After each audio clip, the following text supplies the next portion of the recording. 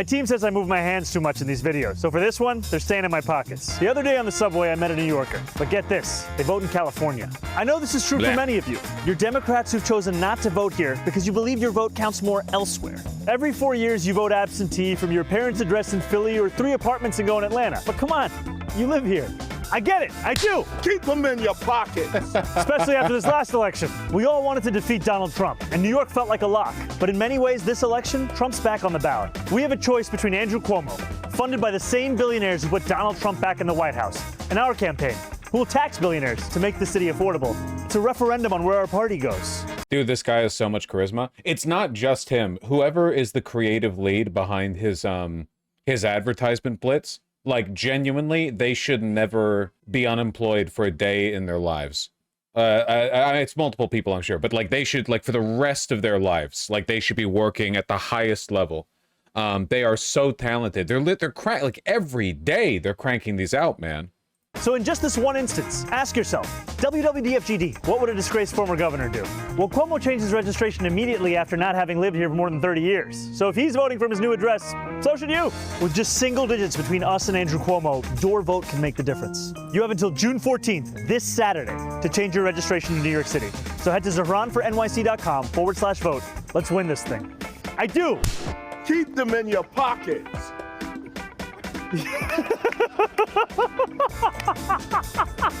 It's genuinely, like, the level of talent here is insane. Never in my life have I seen somebody with this meteoric rise, this insane competence, both in the policy, like the actual, like, maneuvering strategically, and in the self-advertisement. He put out an ad with AOC earlier today too, 2 in 1 day.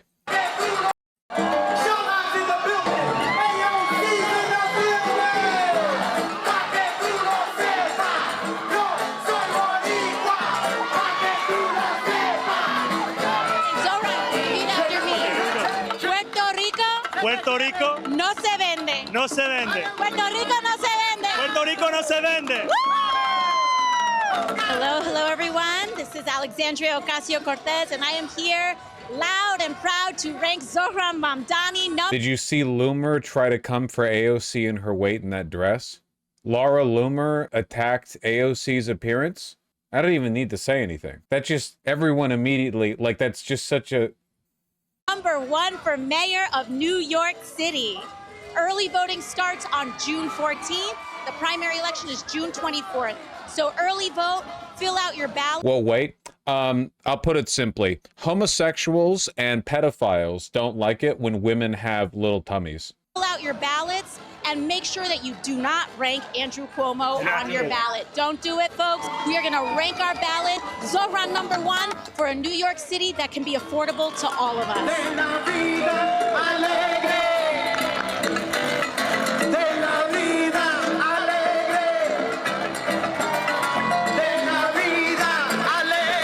So good. You know, we have some more recent polling. This polling is from before the AOC endorsement, and he's only 2 points behind in the final round. Before the AOC endorsement. And before the debate, true. And before the debate. God damn, man. The final round estimate.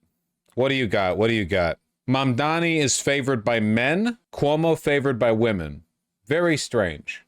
Gonna refrain from commenting on that one. Under 45, overwhelmingly Mamdani. Over 45, breaks 2 to 1 in favor of Cuomo. No college education, 2 to 1 in favor of Cuomo. College education, 2 to 1 in favor of Mamdani. Asians, mostly Mamdani. Black people, overwhelmingly Cuomo. Now, I'm not gonna say anything insensitive. I will say, though, that if they lose us this one, from now on, anytime anyone says, you know, when we're looking at the sort of post-America mushroom cloud, people are going to say white supremacy brought us here, and I'm going to say, yeah, white supremacy and black New Yorkers. I'm just saying it wouldn't be wrong. White people, majority, Mamdani. Latinos, close to 50-50, but 10 points towards Cuomo. Bronx, mostly Cuomo. Brooklyn, mostly Mamdani. Manhattan, dead heat, 50-50. Queens, mostly Cuomo. Oy, what a mess. is Cuomo putting out in the ads? I don't know. The demographics are all over the place. It is a little bit funny. More educated people like Cuomo, or sorry, like Mamdani, young people like Mamdani, and white and Asians like Mamdani. Guessing this is in part a class, wealth, and age. Like there's like lines along this, you know? Maybe a large amount of the black people who live in New York are older, like disproportionately, like relative to other racial groups. Like more young white people are able to come in because they have more trust fund kids, or I don't know, it's complicated. The big thing though, and I've said this before, the big thing though is that for white people, if you're white and you're reactionary, vote Republican, you know? If you're black and you're reactionary, you still kind of have to vote Democrat. Republicans hate your ass, you know? So there's a filter for white people. So it makes sense. So typically white people are the most progressive voting bloc in Democratic primaries. It was like this with Bernie Sanders too. Where do Hispanics lie? It applies to them, but to a lesser extent. What about Asians? Dude, you're looking at the same data as me. You have any explanation as to why black voters have become more conservative since the civil rights movement? Yeah, easy. After World War II, a bunch of black people, they join up with the army, you know? They try to fight for their rights by proving they're just as good of Americans as anyone else. What happens? They get locked out of the GI Bill. They come back home. Jim Crow continues. Decades pass. 40s, 50s, 60s. Being peaceful, being civil, it's not earning them rights. Well, peaceful and civil, MLK was peaceful and civil, but being quiet isn't winning them rights. You get MLK, you get the Black Panther Party, you get Malcolm X, right? For a generation of black people, it proves action works. Doing something works.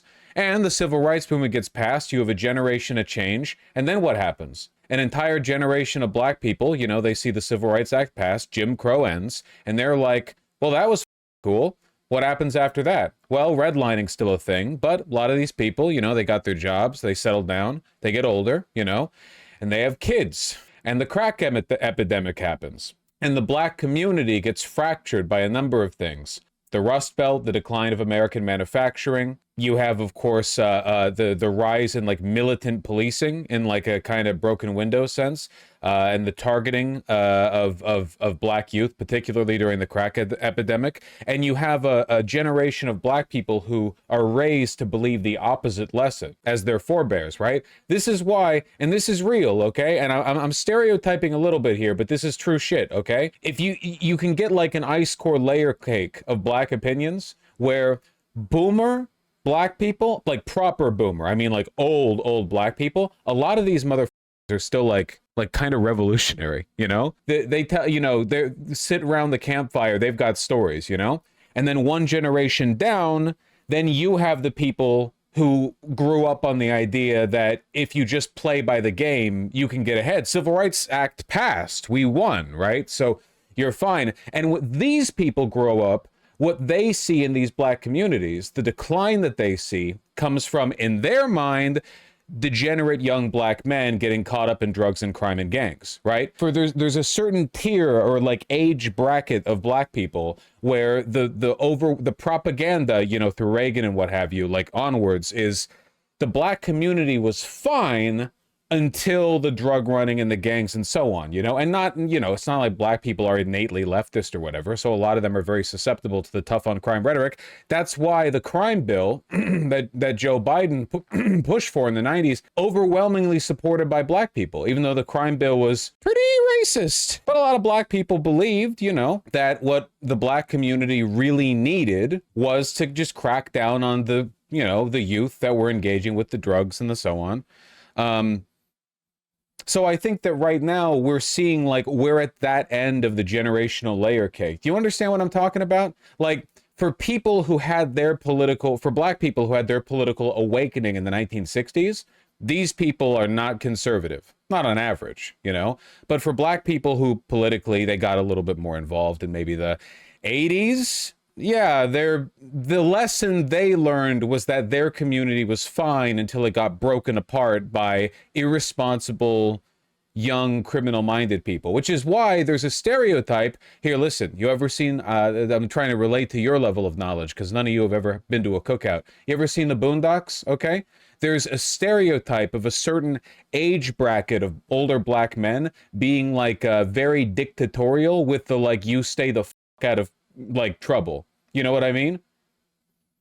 like way more than any other like racial or age demographic. You know what I'm talking about? And that's because they grew up when it seemed like every other kid in the neighborhood, you know, fell into that. So that's the lesson they impart. And I think there's something to sympathize there with that. I mean, they saw their communities get like run into the ground. And a lot of this was through militant policing and the crack epidemic. And a lot of it was through the consequence of, you know, deregulation, the breakup of unions, the breakup of American industry, the decline of manufacturing jobs, college education's getting more exclusionary. Well, kind of getting more difficult to access financially, but getting to be more and more expected, you know. Yeah, generational trauma, it's complicated. But I knew some fellas growing up, you know, and I don't know, the impression I got is, I mean, I feel like, and I don't know if you've noticed, but I am white. There are a lot of, I hear stories where it's like, okay, well, if you talk to your dad or your grandpa, like if you're black, you talk to your dad or your grandpa, you know, they're like, they vote Democrat, but they're like Reaganites in a way. Stay out of trouble. Don't be like those other people. Play by the rules. You can make it. Keep your nose to the ground. And I think there's, I'm not saying that mentality is not totally irredeemable, right? Like there is, especially if you grow up in an environment where your community is being ravaged. I understand. It's not like a lot of white people adopt this mentality out of like hatred for black people. Black people adopting this mentality is not out of hatred for black people in a lot of cases. I think it's because of the circumstances that they had to grow accustomed to, right? But then if you talk to your great grandpa, that's the guy who's going to be like, oh yeah, oh, you don't want to go to your, you know, final class? Just go out in the street, shit up, you know? Because that guy was around when Fred Hampton got killed. I'm generalizing massively. I'm literally talking about like generational characteristics within a racial group. Like this is the most like painting with a broad brush thing possible. Boomers ruin everything? Well, no, the boomers in this case would be the, you know, the boomers were the ones in the Black Panther Party, right? The boomers were born in the baby boom. That would have been 45 to like 52 or so. That would have been, it would have been them. What happened to just saying black people aren't a monolith and leaving it at that? I'm sorry. They're not a monolith. Mamdani ain't gonna win, is he? Hey, listen, don't count your chickens till they hatch. But again, Mamdani is only 2 points off from Cuomo final round. And this polling was done before the AOC endorsement. AOC is very popular, certainly with New York City Democrats. How's Cuomo winning women? Okay, I think I just laid down some good info. I'm going to be real with you. I have no idea why Cuomo is winning women by 8 points. I have no immediate theory on that one. He's charismatic as fine as... This doesn't work, okay? For one, unlike you sexists, I don't think that women are more likely to vote based on who they find hot than men. Also, Mamdani is objectively much more charismatic and attractive than Cuomo. Then why do they want Cuomo? I don't know, but let's not go to the God of the gaps argument where you don't have an explanation, so you default to the least charitable one. Are women just racist? Are women bourgeois? We'll go with that.